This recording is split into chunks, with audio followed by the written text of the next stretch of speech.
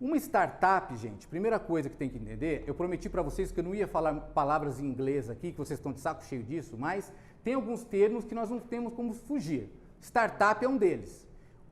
Então eu vou definir para vocês muito rapidamente o que é uma startup. Uma startup é um grupo de pessoas, que se unem para criar uma solução. Não é um grupo de empresas, não é uma instituição, nada disso. É um grupo de pessoas tentando encontrar uma solução para uma dor de um cliente. Então, essas empresas hoje que nós temos bombando, que criaram até uma bolsa de valores exclusiva, a Nasdaq, por exemplo, né, as empresas digitais, elas nasceram exatamente desse jeito. Um grupo de jovens pivotando, pensando, discutindo uma ideia, uma solução e acabam surpreendendo a velha economia, né, a economia tradicional com soluções magníficas. Isso é uma startup. E como que nós podemos transformar? Mas, Ferrer, como que eu vou transformar a minha empresa numa startup? Uma startup não é antes de se transformar numa empresa? A startup é um conceito. Ela não é uma instituição. Você coloca ela onde você quiser, tá certo? Então, quando a gente fala de transformar sua empresa numa startup, eu quero que você entenda bem como surgiu esta solução. No início, quando eu vou explicar para vocês como eu cheguei nesse método, que inclusive virou um livro, né? Ele foi pivotado durante anos e anos, e o que acontecia quando eu descobri que não haveria solução para as empresas e para os empresários e para os gestores que não estivessem imersos na cultura da transformação digital. Ser digital, pessoal, não é você ter uma impressora 3D, não é você ter um monte de computadores, não é você postar na internet ou ter um site. Ser digital não é isso. Ser digital é um pensamento, é uma cultura, é um modo como você vê o novo mercado, de uma maneira colaborativa, de uma política ganha-ganha. Eu ganho, o meu colaborador ganha, a ecologia ganha, o cliente ganha, todo mundo ganha. E nós viemos de uma escola do ganha-perde, ou seja, para mim ganhar, alguém tem que perder. A cultura digital, ela traz esse esclarecimento que é possível ganhar dinheiro, ser feliz, trabalhar, ver sua empresa crescer, o cliente satisfeito, o colaborador ganhando dinheiro, sem poluir a natureza. E por que nós temos que entrar nessa?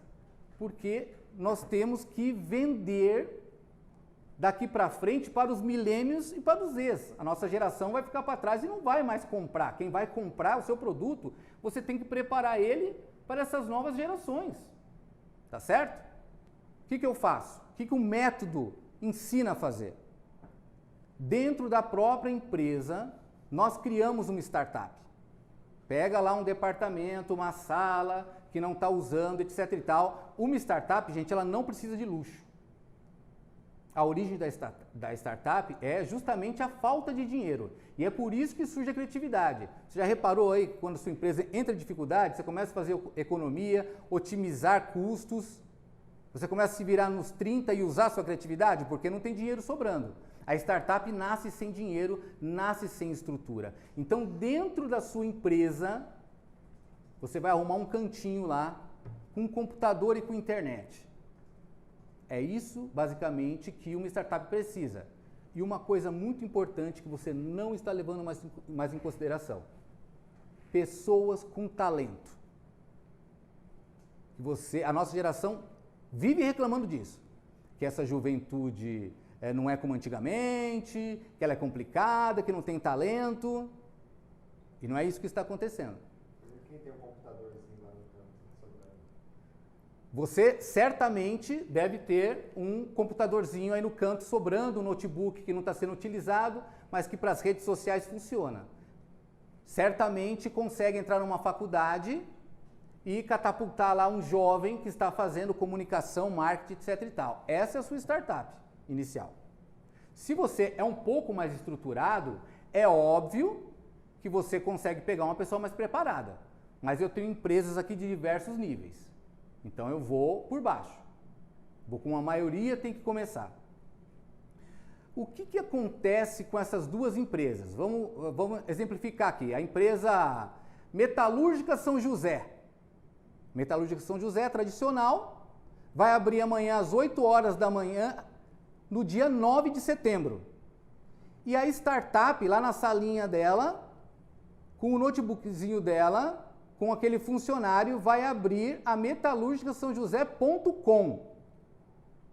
Só que ela vai abrir em 2029 e não em 2021. Ela vai estar focada no futuro, na próxima curva. Nós costumamos chamar isso de leapfrogging. O que é isso? Lembra da mãe da mula, quando nós éramos pequenos? Ficava lá, um assim, o outro vinha, pulava por cima, pulava lá na frente. O americano chama essa brincadeira de leapfrogging. É você dar um salto lá na frente, passando por cima do seu concorrente, mas de maneira inteligente, conhecendo o mercado futuro. Tá certo? Então, é isso que acontece. Quando o gestor verifica que naquela salinha, por exemplo, o site dele ficou pronto em 30 dias e em 30 anos ele não tem um site decente, ele começa a falar, opa, tem alguma coisa estranha. O que é transformar a sua empresa em uma startup? Exatamente isso que eu estou dizendo para vocês. É você, dentro da sua empresa, criar uma célula que vai pensar o futuro com liberdade, sem confrontar com o que você está vivendo. Mas aí você vai ter parâmetros e você vai conseguir aos poucos fazer essa transição. Você mesmo vai abrir sua mente para a tecnologia. Você tem que se ajudar, não existe fórmula mágica. Você vai ter que estudar, se compenetrar, falar a linguagem desse jovem, ter paciência. Não tem como. Ah, eu não tenho paciência com esses jovens. Vem cá. Você começou comigo faz muito tempo, lá atrás. Não tinha sênior incompetente na sua época, folgado? Tinha muita gente assim também, tá certo? E o jovem não é diferente. Tem jovem bom e tem jovem ruim. Tem jovem talentoso e sem talento. E no grupo vai ter sênior com talento e sem talento. No grupo vai ter sênior tentando derrubar jovem e vai ter jovem tentando derrubar sênior. Sabe o que eles precisam? De um líder. De um líder sem preconceito, sem esses vieses inconscientes que nós temos, essas verdades absolutas. O que são esses vieses inconscientes? O que são esses vieses inconscientes? É aquelas verdades absolutas ridículas, tipo, todo gordo é lento, todo político é ladrão, né? A polícia não presta, jovem nunca vai dar em nada, o cara de bermuda, ele não está concentrado no trabalho. Esses são os vieses inconscientes que a nossa geração tem que deixar para trás. Eu falo isso, gente, porque eu passei por todas essas dores, porque eu vou contar para vocês aqui ainda muitos casos e eu fui muito preconceituoso e sofri muito preconceituoso. Sofri muito preconceito.